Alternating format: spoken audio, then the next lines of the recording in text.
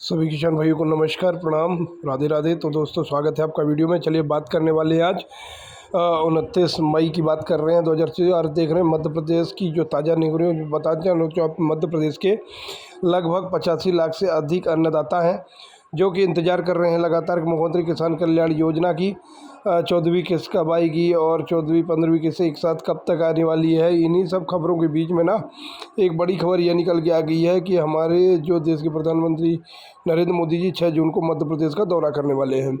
6 जून को नरसिंहपुर के अंदर आने वाले हैं और वहाँ से कई परियोजनाओं का शुभारंभ भी करने वाले हैं। ऐसे में उम्मीद लगाई जा रही है कि इतने समय का गैप हो चुका है और इतने ज़्यादा अन्नदाता हैं, लगभग 85 लाख से अन्नदाता है ज़्यादा है, तो वो भी इंतज़ार कर रहे हैं। तो ये हो सकता है कि 14वीं और 15वीं किस्त की राशि एक साथ जारी करवा दी जाए वहाँ से, जो कि कड़ी बड़े नेता हमारे प्रधानमंत्री के द्वारा जारी हो सकती है। क्योंकि अगर ऐसा होता है तो फिर प्रधानमंत्री के द्वारा ना तो फिर ये किस्त जारी होती है तो किसानों को काफ़ी राहत मिलने वाली है दोस्तों। क्योंकि 6 जून को नरसिंहपुर के अंदर आएंगे, वहाँ से कई बिजली परियोजनाओं का उद्घाटन करने वाले हैं, शुभारंभ करेंगे और देश को सौगात देंगे। ऐसे ऊर्जा मंत्री भी रहेंगे, प्रधानमंत्री भी रहेंगे और मुख्यमंत्री मोहन यादव भी रहेंगे यहाँ पे। तो ये अब जो चीज़ें हैं क्लियर हो जाएंगी कि क्या क्या योजनाओं का शुभारंभ होने वाला है। फ़िलहाल तो अभी बिजली वाला ही चल रहा है, लेकिन ऐसे सूत्रों से मीडिया रिपोर्ट से ये भी पता चला है कि उस दिन किस्त जारी हो सकती है। 6 जून को 14वीं और 15वीं किस्त एक साथ जारी हो सकती है, क्योंकि जून महीने में प्रधानमंत्री की सम्मान निधि योजना का पैसा भी जारी किया जाएगा। उसके पहले बताना चाहूँगा, डॉक्टर मोहन यादव से एक मीडिया साथियों ने बात हुई थी कि पूरे प्रदेश के अंदर मध्य प्रदेश सबसे ज़्यादा गेहूँ उपार्जन में प्रथम नंबर पे है और लगभग 13 लाख लोगों ने रजिस्ट्रेशन कराया गेहूँ उपार्जन को लेके। जो सीमांत किसान भाई है उन्होंने सबका गेहूँ खरीदा गया और मुख्यमंत्री किसान कल्याण योजना का जो पैसा है वो अब जल्दी किसानों को दिया जाएगा।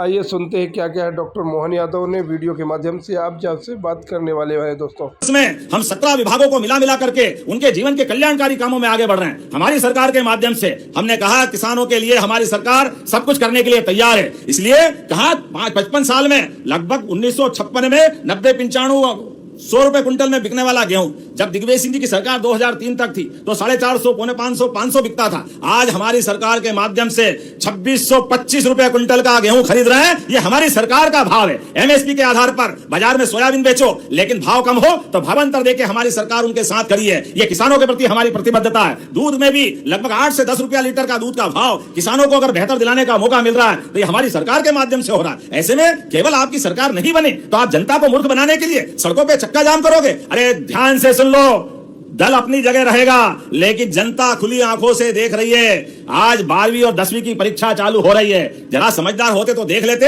कि कम से कम चक्का जाम करो तो ये तारीख भी देख लो, बच्चे अपनी परीक्षा से वंचित होंगे। ये पाप कांग्रेस के माथे लगेगा। ये पाप से बचाने के लिए आप राजनीतिक क्षेत्र में आंदोलन करो, जरूर करना चाहिए। लोकतंत्र में सबकी बात उठाना चाहिए, लेकिन आपके माध्यम से अगर अव्यवस्था फैलती है, आपके माध्यम से अगर आपके ऊपर ही भविष्य में कांच आदमी देखे तो वो कितना ही अपने आप को सुंदर माने, लेकिन कांच से दोस्ती उसके जीवन में भी अच्छी रहती है। वो सच में उसको सबक भी मिलता है। आज कांग्रेस के लोग कांच देखे, सबसे ज्यादा किसान किसी सरकार में परेशान था तो कांग्रेस की शासनकाल में परेशान था। मुझे इस बात का संतोष है कि देश भर में सर्वाधिक गेहूं खरीदी का किसानों से रिकॉर्ड किसी सरकार के द्वारा बनाया गया तो मध्य प्रदेश सरकार द्वारा बनाया गया है।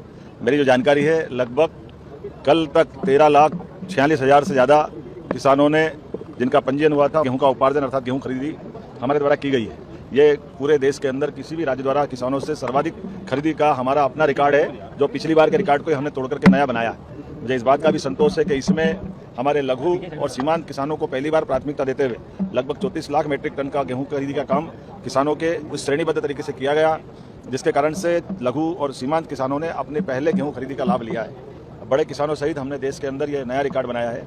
साथ ही साथ आने वाले समय में बिजली से लेकर सभी प्रकार के किसान कल्याण वर्ष की सौगात एक के बाद एक हम देने जा रहे हैं। नमस्कार। जयराम जी की साहब, भैया जयराम जी की लाइन काहे की थी? ये लाइन किस चीज की थी? खाद की लाइन पे क्या स्लॉट बुक करा दिया आपने? एक एक करके बोलेंगे, एक एक करके। ऐसे स्लॉट बुक करा लिया जिसपे स्लॉट में मोदी जी की और मोहन यादव जी की तस्वीर आती है। तो कितना खाद दे रहे बीघे पीछे? ये फिर भी आपको क्या पता चला? मैं पढ़ूंगा। एक एकड़ पे कितना खाद मिलता है? यूरिया कितना मिलता है? कितना बड़ा खाता हूँ? कितना बड़ा? 20 एकड़ का भी हो तो 3 DAP। और यूरिया कितना मिलता है? 3 बोरी केवल। तो जो किसान भाई है, मोदी जी ने ये कहा कि इस बार खाद मत उड़ाओ, कहा ना उसने देश के नाम संदेश में, सुना था आप लोगों ने? तो मोदी जी ने कहा कि मेरा फोटो लगाओ और इस बार 1 एकड़ पे 1 बोरी खाद, 20 एकड़ हो तो 3 बोरी खाद, बाकी खाद मत उड़ाओ। ये आप लोगों को नहीं पता चला? मोदी जी ने कहा ना देश के नाम संदेश। तो फिर अभी देश के प्रधानमंत्री की बात नहीं मानना चाहते आप लोग? खेती में खाद नहीं डालेंगे तो पैदा कैसे होगा? अच्छा, खेती में खाद नहीं डालोगे? मोदी जी ने कहा कि खाद मत उड़ाओ, तो आप कह रहे हो कि खाद नहीं उड़ाएंगे तो फिर उत्पादन नहीं होगा। ये बात सही है क्या? बीजेपी ने, मोहन यादव ने, शिवराज सिंह चौहान ने जब चुनाव लड़ा, हमारे ही है सब, सरकार जो जीता वो सिकंदर, तो शिवराज जी ने कहा था मैं 2700 रुपए का गेहूं खरीदूंगा, बिका है आपका 2700 रुपए? अच्छा, एक मिनट, गेहूं कितना बिक रहा है? 2300, 2200, 2100, सही है कि गलत? तो मैंने कहा कि भावांतर दो। जब 2625 में गेहूं खरीदी हो रही तो जिसने मंडी में बेचा उसको बीच का पैसा मिलना चाहिए कि नहीं मिलना चाहिए? अरे मिलना चाहिए कि नहीं? कांग्रेस पार्टी ने निर्णय लिया है, ये मैं पूरे विंध्य की जनता को इन वीडियो मोबाइल के माध्यम से कहना चाहता हूँ, किसान भाइयों। आज मैंने अपनी कार्यकर्ताओं की मीटिंग में भी ये बोला है कि कांग्रेस की सरकार बनेगी तो जो एमएसपी सरकार की है, जो भारत सरकार ने तय किया है, अगर उससे नीचे बिकता है किसी भी तरह का अनाज तो इसका मतलब ये अपराध है। अगर गेहूं, सोयाबीन, जो भी अनाज फसल होती है उसकी एमएसपी तय है और अगर इससे नीचे बिक रहा है तो फिर वो अपराध है, उसको कानून की संज्ञा देंगे, उस पर नियम कानून बनाएंगे जब 28 में हमारी सरकार बनेगी। साथियों, आप सभी को पता है कि यार जैसे मोहन यादव जी ने बोला है, वहीं जीतू पटवारी हैं जो मंडियों में लगातार चक्कर लगा रहे हैं और किसान लंबी लाइनों पे लग रहे हैं, तो उनसे पूछ रहे हैं, बातचीत कर रहे हैं अपना एमएसपी पे गेहूँ खरीदा या नहीं खरीदा, आपको जो मतलब गेहूँ स्लॉट बुकिंग है वो हुई है या नहीं हुई है, कितने रुपए केंद्र के अंदर बेचा, और मतलब वो अलग अलग टाइप से बातें करते हुए नज़र आ रहे हैं। तो साथियों, मैं बताना चाहता हूँ, मुख्यमंत्री किसान कल्याण योजना का समय हो चुका है, 85 लाख से अन्नदाता इंतजार कर रहे हैं।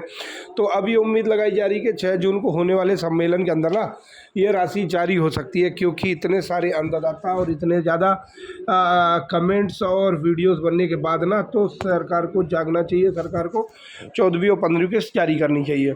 जैसे 4000 रुपये की राशि अगर 85 लाख अन्नदाताओं के खाते में जाती है तो फिर खरीफ की सिंचाई और फरवरी की बुआई का समय अभी चल रहा है, तो काफ़ी राहत मिलने वाली होगी दोस्तों इसमें, और सरकार को काफ़ी किसानों का सपोर्ट भी मिल सकता है। और जो विपक्ष लगातार सवाल उठा रहा है इस योजना को चुपचाप बंद कर दिया गया है, ये हुआ है, मोहन यादव चोर हैं या जो भी है, किसानों के सम्मान के लिए चलाई जा रही है, बड़ी बड़ी बातें हो रही है, पिछले 1 साल से 1 रुपया नहीं डाला गया, तमाम जो चीज़ें हैं, तमाम जो विपक्ष सवाल उठा रहा है वो सवाल सब बंद हो जाएंगे अगर मोहन यादव इस योजना को जो पैसा जारी करते हैं तो, क्योंकि लगातार तमाम योजनाओं का पैसा जारी किया जा रहा है, लाडली बहना योजना हो चाहे सामाजिक पेंशन योजना हो, तमाम चीज़ की योजनाओं का पैसा जो लगातार हर महीने सरकार दे रही है, सिर्फ एक मुख्यमंत्री किसान कल्याण योजना का पैसा है जो दिया नहीं जा रहा है।